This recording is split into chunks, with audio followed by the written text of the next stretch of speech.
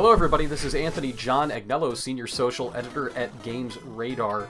Video games open fantastic worlds to us with each and every title on the market, which we are all too happy exploring to our heart's content.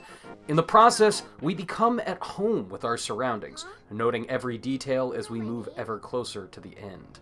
But some games warp these details to present us with a separate world entirely. Suddenly, what was once familiar becomes new and alien. These are 5 parallel worlds that dynamically subvert expectations. The Legend of Zelda: A Link to the Past's Hyrule and Dark World. A Link to the Past expanded the role that the wish-granting Triforce plays in the Zelda mythology.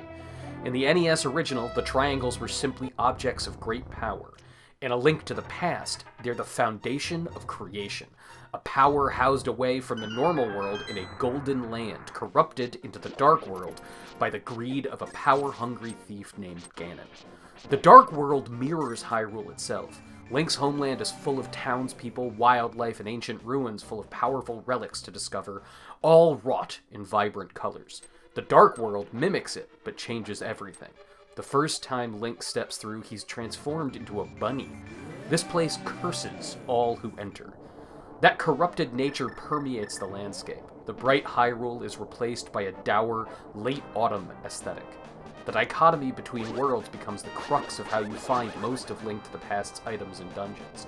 It remains an industry standard in parallel world implementation. Silent Hill takes place in the city of Silent Hill and its other world. Silent Hill's environment is scarier than its creatures. Its streets are filled with an obscuring fog, making buildings and enemies barely visible. And locations like the first game's school creeped you out with ambient sounds in a mostly empty building, throwing in just a dash of threatening, bizarre enemies to keep you on your toes. At specific points, the spooky levels turn downright hellish. Where am I? The architecture bends into rusting industrial messes, with rusty chain link fences and an anonymous metallic churning sound off in the distance. Actually exploring the other world is unnerving because of how it rearranges the places you've already been. Previously inaccessible rooms may suddenly open, and hallways often become blocked off by mysterious piles of new debris. Silent Hill excels by showing you mundane places and then twisting them. Super Mario Bros. 2 has Subcon and Subspace. Super Mario Bros. 2 feels like a sequel from an alternate dimension already, what with all the turnip throwing and lack of turtles to jump on. It's fitting, then, that it has multiple multi-dimensional levels. After you trash Final Boss Wart, the game reveals that Subcon was actually a whole world inside of Mario's dreams. Its landscape of murderous bird heads and egg-vomiting dinosaurs is odd enough, but find a potion and another layer of Subcon reveals itself. Subspace. When you throw the strange potion on the ground, a door appears that leads to seemingly the same spot, except everything is cloaked in shadow and reversed. It's like Stranger Things upside down, but awesome as it's full of warp zones, health-increasing mushrooms, and extra life-earning coins. Chrono Cross has El Nido and Another World.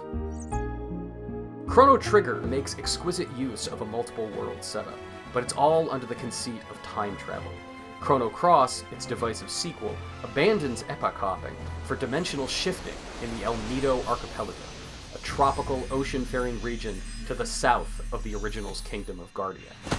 Cross features an enormous cast of 45 different characters, anchored by the irascible adventurer Kid and the silent protagonist Serge.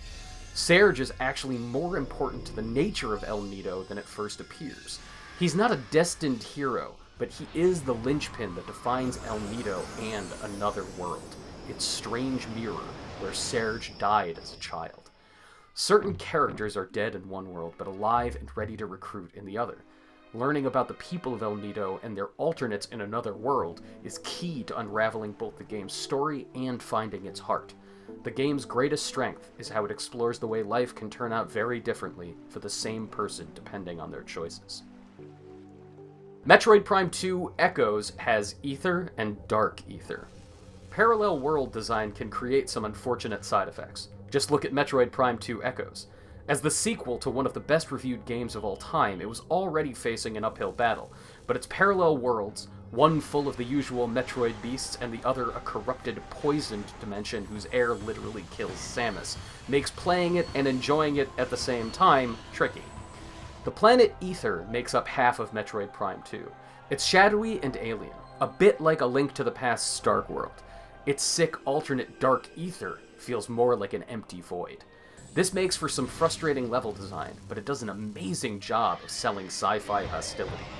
Dark ether does not want you there, a fact that is only as effective as it is because it is juxtaposed with a more Earth-like counterpart.